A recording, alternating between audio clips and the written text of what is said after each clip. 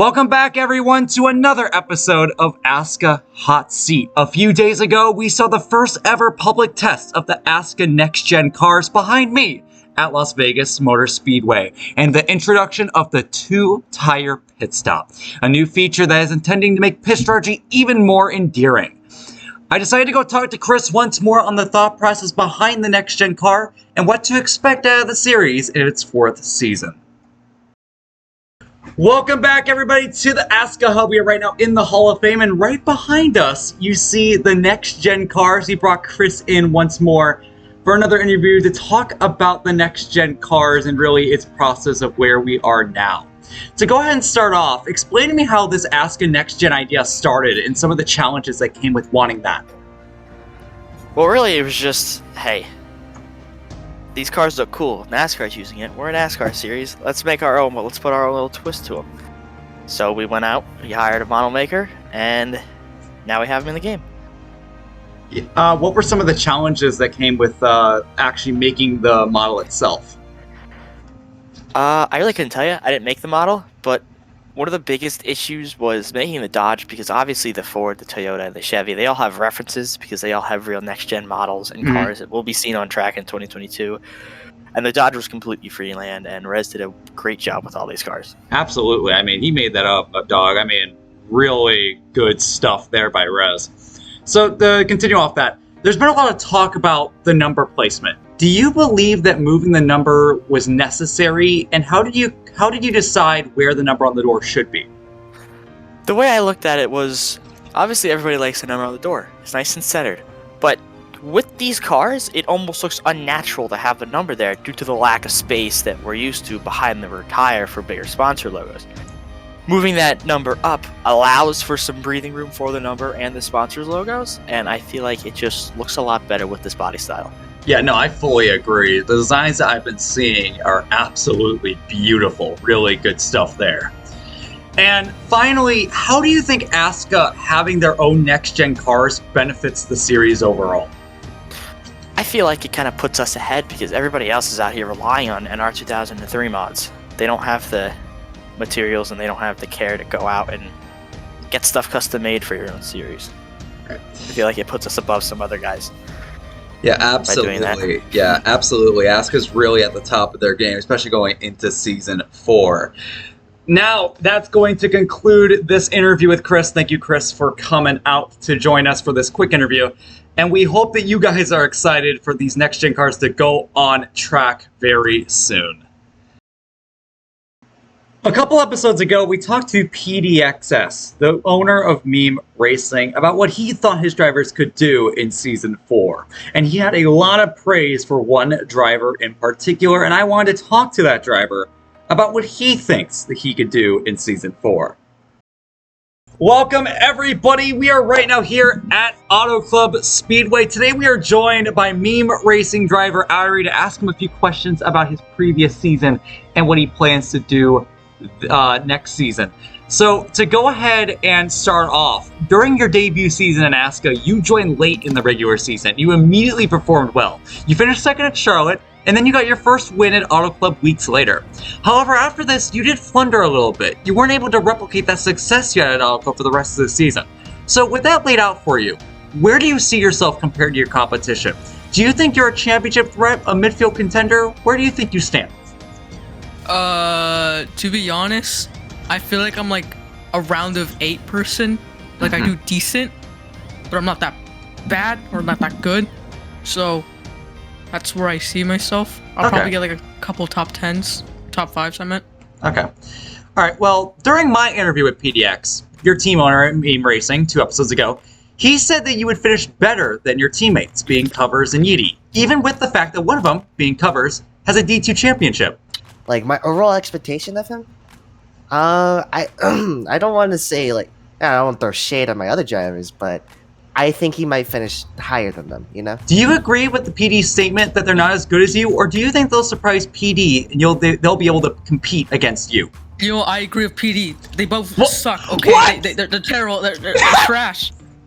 Okay, you know what? If I didn't leave D2, I would have won a championship, to be honest, all right?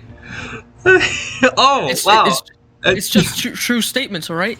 Very true statements. Oh, really? Wow. Okay. Okay, well, finally, and maybe you watched the episode, but during the PD interview, he explained why you left me and my team, you fucking asshole. So please explain why you chose Stinky Peam Racing or the prestigious Brendan Gaughan Certified Blessed Beard Oil Motorsports, you people. Stop drinking! Stop! Stop drinking! Stop! Never Who? drink again. Who You! cares? Never drink again. Who You! cares? Explain yourself. Why? Why'd you do this to me? All right. Let's Why? see. It's either cringe or Brendan Gaughan number, What? or I didn't give you the Brendan very- Gaughan. I gave you the or 45 very like you sh- asked. no, but you gave me the 62 first. Okay, and then All you right. said you didn't want that, and I was like, okay, what number do you want? And you wanted the 45, so I gave you the 45. Does Meme Racing give you the 45? No, they didn't give you the No, but they gave me- 45. But they gave me the 5. Okay, but that's cringe. Wait, no, they didn't. Wait, Yeah, did they they? did. Oh, well, they did, but that's still cringe. That's a cringe number. No, it's a single digit number. Single digit numbers are goated, all right? No, they're not. Yes, they are. Nope. Bad number. Yes. Nope, bad No. number. Bad number. No. You know what? Well, you know what? You're bad. Okay, I didn't Yeah. want you anyway. I didn't want you anyway. Boom. Oh man. Yep. Meme Racing got a bad driver in Outary. One auto club out of luck because Uncovered fucking died on the final corner. Sounds like a you problem. It sounds like a you problem, dog. I'm not even racing next season. How is it a me problem? Exactly. That's a you problem. How is it a me problem? You If should I- have set grabbed me in the last lap. You know what? I'll set grab you right now. Oh no. Yep. Well, you can't do it because I'm sitting down. Oh shit. Fuck. Goodbye. Oh. And that's gonna end this wonderful interview with Outary. Say L in the comments for Outary. And we'll see you here soon. Probably not, because Outary's never gonna win again. L. When the best ASCA drivers are brought into discussion, you can't have one without mentioning Penske, the driver with the most wins in all of ASCA, and one of the most recognizable teams in the series with Penske-Mopar Racing. And with a return after a long season break, he's looking to return to form. Even so, there are many challenges in his way. He's in the most competitive environment ASCA has ever seen. He's going against the most amount of teams ASCA has ever hosted. A brand new car that everyone is still trying to learn, and most importantly, something which he has been struggling to find since the beginning: good teammates. It's been widely known that while Penske may win half a dozen races this season, his teammates have been struggling to get even one. The last time that a Penske-Mopar driver besides Penske has won an ASCA race was Josh, all the way back in Season 1 at Auto Club. While a driver championship fight is certain by Penske, he had to make a good signing decision to assure that he has what it takes to fight for the team's championship. We talked to Penske today here in Milwaukee Mile to get an idea of why he hired the people that he did. And we are back here at Milwaukee Mile. We are here with Penske to talk about his team and his anticipations for Season 4. So to go ahead and get started, when people think of Penske-Mopar Racing, they think of you. And not just because your name is in it, of course, but also because besides you, statistically, the last driver to win an ASCA race for your team, besides you, was Josh, all the way back in Season 1. You've struggled to find drivers who can compete with not just you, but with other race teams. So looking at the drivers that you have picked, being Janitor and Philly, do you think you now have a team that can compete with others, or do you think you're still missing something? Oh no, I definitely broke the chain this season. No, I feel like I've got two of the fastest guys. I don't even think Uprise is going to have. Fastest. Oh yeah, I think Uprise is going to have issues keeping up with this entire team. this Wow, season. So, okay. Man, We'll see how it goes. We'll see. Wow, okay. Well, Philly is a driver that has a long history in ASCA. He won the first ever ASCA race in Season 0 at Daytona and has raced here and there ever since, not really putting a full season together, but being active enough to still be known. When deciding that you wanted to sign Philly, what made him more appealing than other drivers on the market? There's something that I see in this league about drivers that have history here. I'm one of, I've been doing this for a long time, so Yeah. I always kind of look for all those guys that have had a previous experience. Except this time I wanted to gamble a little bit with the 72 car. So Yeah. I'm throwing a new guy, an old guy, and a really old guy all in a team, and I'm seeing if we can throw something together here to run up front for the whole year. All right, well, you mentioned the 72, so let's talk about him. Janitor is a rookie, which is already a major risk to make for a team owner. But you were in the broadcast with me during the rookie showcase, and you saw firsthand what he was able to do, being able to fight with Jose throughout the race. Yeah. Do you think that he will be able to replicate that kind of speed he had at Homestead against seasoned veterans like Chris and Logan? Or do you think that he'll be stuck in the midfield, or even worse than that?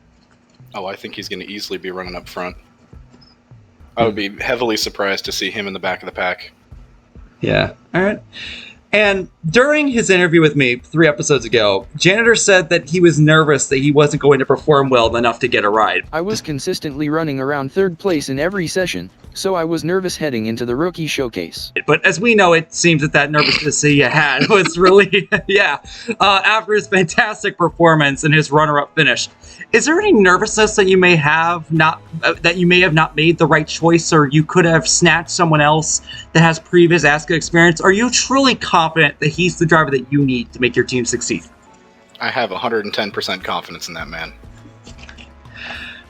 Wow, okay. Well, clearly very confident Penske is about his driver lineup, which is something that I can't really say he's had since season 1. So thank you, Penske, for coming out to the Milwaukee Mile to talk with us about your season.